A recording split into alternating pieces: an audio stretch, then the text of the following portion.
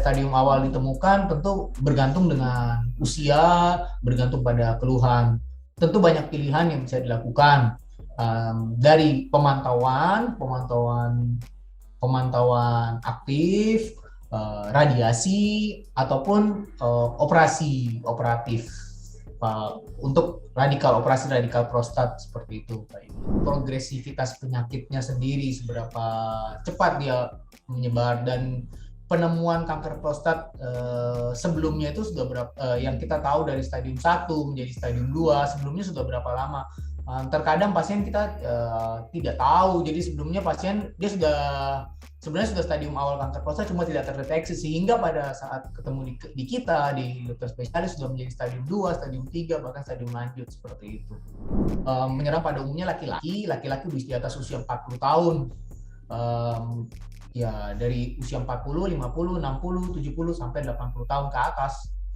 Seperti itu. Tapi hanya menyerang pada laki-laki.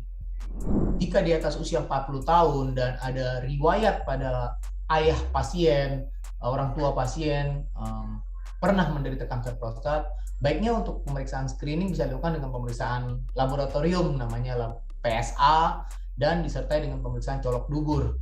Colok dubur itu untuk mengetahui adanya keganasan atau tidak atau kanker prostat. Nah, dengan dua metode pemeriksaan di atas, kita bisa mencurigai seorang pasien atau seorang laki-laki apakah ada kanker prostat atau tidak. Ada kemungkinan betul-betul ada, jadi ada bakat lah boleh dikatakan seperti itu untuk pada anak pasien bisa timbul kanker prostat. Lebih tinggi kemungkinannya pada yang orang tuanya sudah pernah menderita kanker prostat. Tergantung ditemukan pada stadium berapa kanker prostatnya, itu sangat bervariasi dan sebelumnya udah pernah riwayat. Jadi itu hal yang ketika kita bicara dengan masalah infertilitas itu tentu bisa menjadi hal yang multifaktorial lagi begitu, Mbak Yuli. Jadi untuk seorang pasien dengan kanker prostat dan infertil, jadi ada multifaktorial yang perlu karena ada variabel lain pada infertilitas yang perlu di-approach lagi lebih detail seperti itu, Mbak Yuli. Tentu ya tergantung sejauh apa kanker prostatnya seperti itu.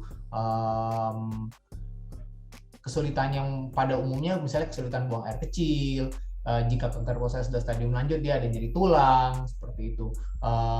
Yang paling biasa dikeluhkan pasien pada saat awal-awal bisa nggak ada keluhan sampai keluhan yang tadi saya sampaikan, misalnya keluhan buang air kecil, nyeri tulang seperti itu. Kurang lebih untuk jadi menekan nilai PSA serendahnya supaya kanker prostat tidak berkembang. Bagaimana kita mengontrol nilai PSA seperti itu kurang lebih. Kalau nilai PSA mungkin lebih agak teknis ya, tapi bagaimana kita mengontrol supaya sel kanker tersebut tidak berkembang. Jadi dalam kondisi terkontrol gitu. Pada prinsipnya yang untuk mendeteksi deteksi dini, pada prinsipnya ada dua, yaitu pemeriksaan colok dubur dan pemeriksaan prostat spesifik antigen di laboratorium yang saya sampaikan sebelumnya.